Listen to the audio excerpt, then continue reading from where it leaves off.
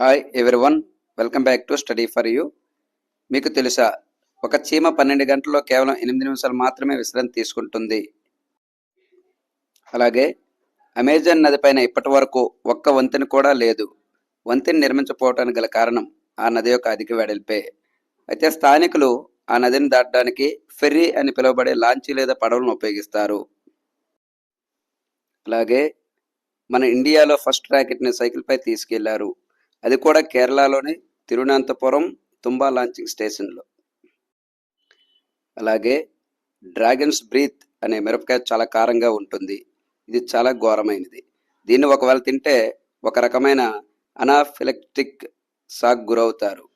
ఇది శ్వాస మార్గాలు కాల్చివేస్తుంది. అదే కాకుండా వాటిని మూసివేస్తుంది. ఇలాంటి మరెన్నో ఫ్యాక్ట్స్ కోసం మన ఛానల్ని లైక్ చేయండి, సబ్స్క్రైబ్ చేయండి. Thanks for watching. Please like, share and subscribe.